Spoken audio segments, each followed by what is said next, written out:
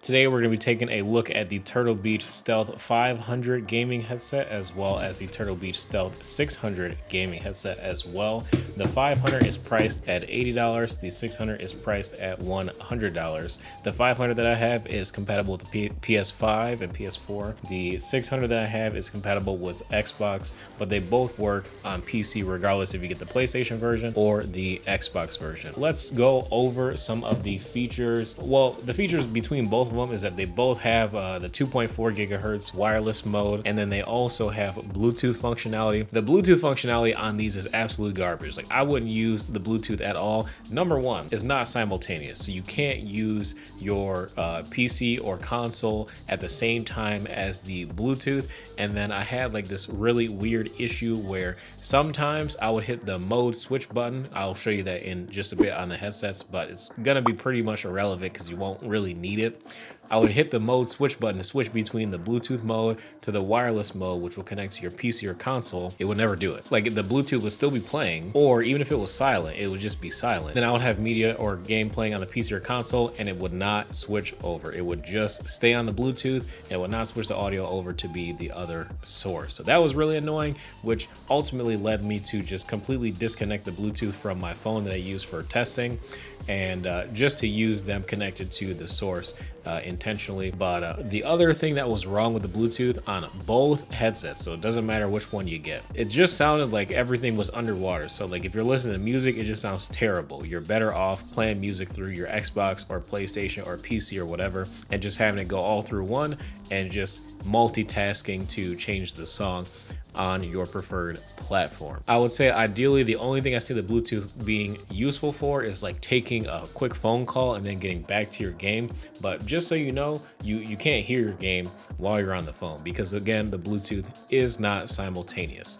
Now that we've got all the Bluetooth woes out of the way, let's talk about the microphones real quick, and I'll let you guys hear the mics between both of them. And here is a quick mic test of the Turtle Beach Stealth 500P PlayStation version. There's an Xbox version as well, but let me know what you guys think of the mic, and if you think your friends would say that, hey, your mic sounds pretty bad, or wow, that sounds pretty good. What mic are you using? What headset did you get? So now we have the Turtle Beach Stealth 600. Let me know how this mic sounds in comparison to the Stealth 500. Does it sound the same?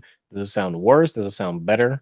Hopefully it sounds better. It costs $20 more. Isn't that worth a better mic? Honestly, the microphones might be the same. The capsule and design of them is both like exactly the same. You got the flip up to mute as well. But I wonder if there is actually a difference between these two. Probably not, but we'll see. Going over some quick build quality and features, the Stealth 500s are going to work well like if you are a child or you have a really small head. You do have 3 different adjustment layers. I have it on the largest one at the moment. So basically, to provide those adjustments, come on, camera, focus. You see those 3 loops? That is where you can adjust the comfort level of the headset, and honestly, that's really not much. Otherwise, you just have a little bit of swivel function here, and this band does stretch a bit too. But what really tends to happen is that while I have this headset on, I just feel like a slight amount of upward pressure. Not necessarily that comfortable, but like after a while, you kind of get used to it. You pull it down a little bit. If you got a big head, wear a hat or a lot of hair. In my case, I have both. Basically, I just pull it down, it'll settle, and it feels relatively good.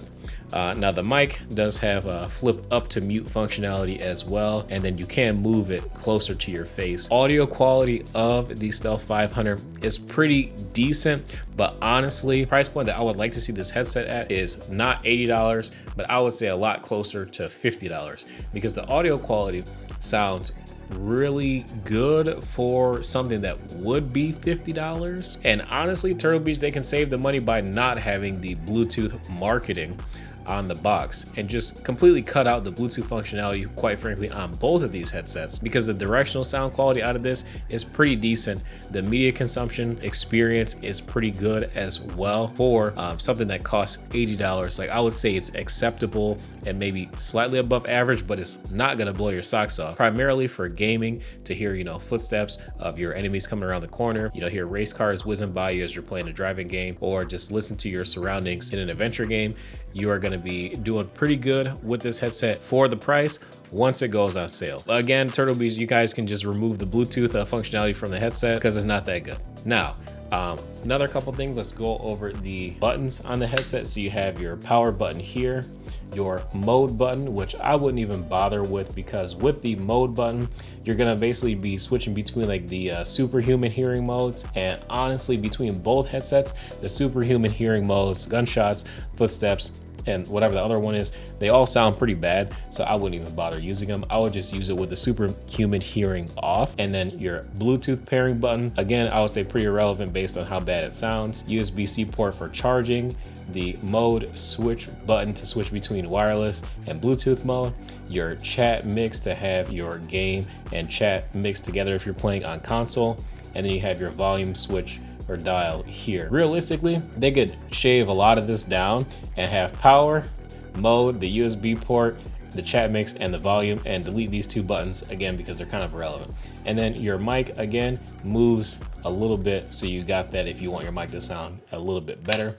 A fair price for this, again, I would say it would be like 50 bucks. Realistically, it probably can go on sale for 50 bucks. You know, they wouldn't have to re-engineer anything, but look out for that if you're looking for like a really cheap headset. Paying $80 for it, you would be doing yourself a disservice, but paying 50, I think definitely feels a lot more fair. And here are the two dongles that would come with the headsets as well. So this is the PlayStation version of the Stealth 500. There's no switch or anything, just works with the PlayStation and PC. Plug and play. And then for the Xbox version, you will have a switch to go between the USB input, which is going to be your PC, and then to switch it over to the Xbox mode, very quick and easy. Playing with the Stealth 600 was definitely a better experience. The directional sound quality was, I would say, 15 to 20% better. And also the soundstage did feel wider and more immersive as well on this one, and as it should, as the more expensive version of the headset. Now, comfort wise is where I find that this headset really shines in comparison to the Stealth 500. So the 500, really there's not much adjustment at all, and the ear cups don't swivel either. This one, the ear cups swivel. You also have more of a traditional system of, adjustments. It's a little, stiff to do, but it's okay. As long as the adjustment is there, you're fine. So you get a little bit of swivel functionality and pivot functionality. The band up top is quite nice as well. Instead of having these leatherette ear cups on the Stealth 500, which are pretty good and they probably help with the sound isolation a little bit, the microfiber padding ear cups are just a little bit denser padding, and they stay a lot cooler, especially in the summertime. Now I'm really noticing that headsets get really hot, especially since I've been using IEMs for so long at this point. Having these mesh ear pads is definitely much more comfortable for longer periods of time. Again, audio quality is better and noticeably better. If you're going to pay full price and pay $100 for this headset, I would say it's definitely more worth it to pay $100 for this than to pay $80 for the Stealth 500 specifically. But realistically, with the whole Bluetooth thing being kind of like not important at all because it sounds so bad, I really want to see these things have a price drop, or the next version of them, if you're going to come out with Bluetooth, have it be simultaneous and have it be a lot better, because it sounds like it's underwater, like you're on a phone call from like 15 years ago or something. It sounds really bad. The value proposition is a little out of alignment.